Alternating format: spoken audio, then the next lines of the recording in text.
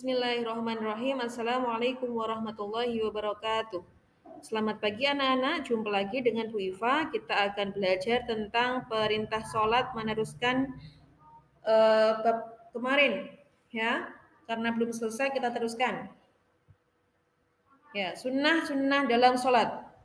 Itu mengangkat kedua tangan ketika takbiratul ihram, kemudian meletakkan tangan kanan di atas tangan kiri, seperti ini.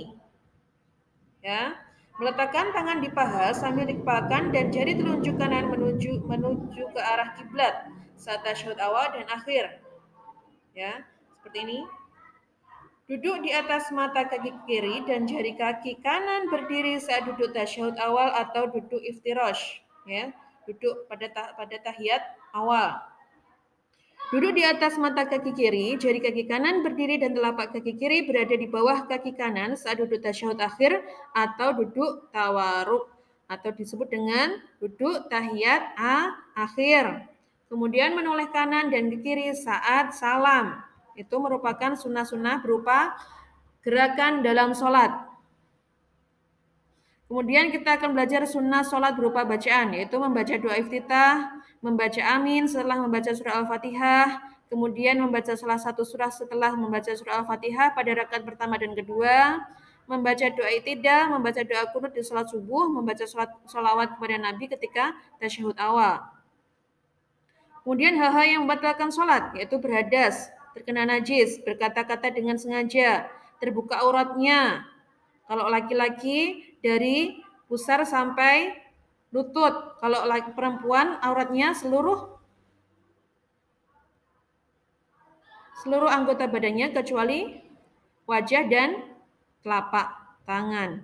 Mengubah niat makan atau minum meskipun sedikit, bergerak berturut-turut 3 kali, membelakangi kiblat, menambah ruku atau sujud, tertawa dengan terbahak-bahak, mendahului imam dan murtad. Murtad itu keluar dari agama Islam. Kemudian kita akan belajar tentang sholat bagi orang yang sakit. Ya, sholat adalah kewajiban bagi semua umat Islam yang masih hidup. Selama nyawa masih ada dan mempunyai akal sehat, maka wajib mengerjakan sholat, tidak terkecuali bagi orang yang sakit pun harus mengerjakan sholat. Terdapat rukhsah atau keringanan yang diberikan oleh Allah untuk orang yang sakit, di antaranya jika tidak mampu sholat sambil berdiri, maka boleh dengan cara duduk. Jika tidak mampu sholat dengan duduk, maka boleh dengan berbaring.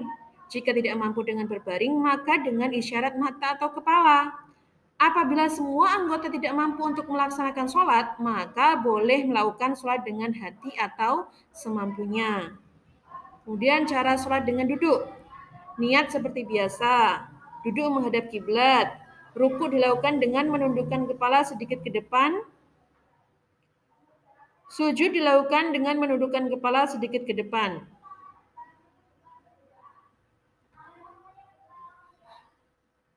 Selanjutnya,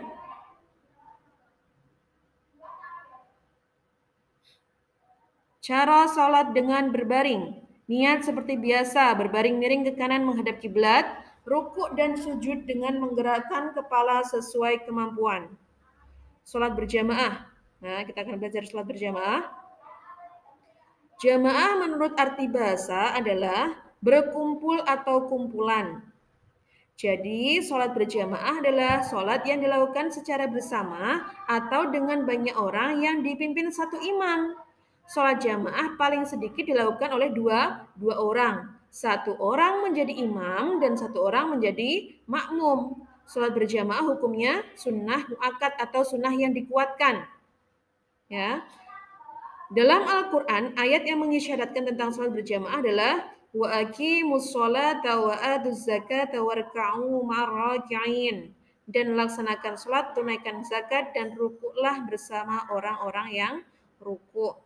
Adapun hadis tentang keutamaan sholat berjamaah adalah sholatul jama'ati tafdalu ala sholatul fardhi bi 27 darajatan, yang artinya sholat berjamaah lebih utama 27 derajat daripada sholat sendirian, yang artinya sholat berjamaah itu pahalanya 27, sedangkan sholat sendirian pahalanya 1.